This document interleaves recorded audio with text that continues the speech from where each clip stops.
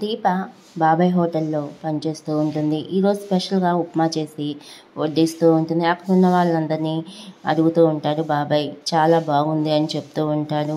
అప్పుడే ఒక కారు వచ్చి ఆగుతుంది హోటల్ ముందు. అందులో నుంచి మనకి కార్తీక్ దిగుతూ ఉంటారు, చూపిస్తూ ఉంటారు. దీప మాత్రం అక్కడ ఉన్న వాళ్ళందరికీ వడ్డిస్తూ ఉంటుంది. కార్తీక్ చూసిన బాబాయి దీపమ్మ కార్తీక్ బాబు వస్తున్నాడని చెప్తూ ఉంటుంది. దానికి దీప కార్తీక్ని చూసి ఏమి మాట్లాడలేక మౌనంగా ఉండిపోతుంది. దీప మాత్రం కార్తీక్ అన్న మాటలు గుర్తు చేసుకుంటూ ఉంటుంది. మీరు వద్దు అన్నా నేను వస్తూనే ఉంటాను.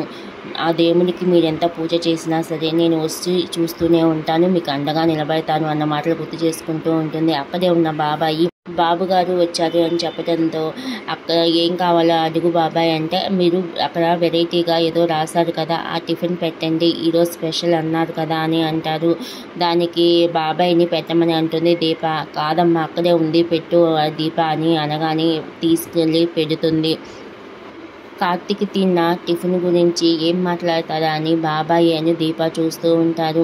కార్తీక్ మాత్రం చాలా ఇష్టంగా తింటూ ఉంటాడు. అక్కడే ఉన్న బాబాయి ఎలా ఉంది బాబు గారు అని అడిగితే కార్తీక్ ఇలా చెప్తారు. ఆకలి మీద గౌరవం ఉన్న వాళ్ళు ప్రేమగా చేస్తే వంట చాలా బాగుంటుంది, అమ్మ గుర్తుకు వచ్చేలాగా ఉంటుంది.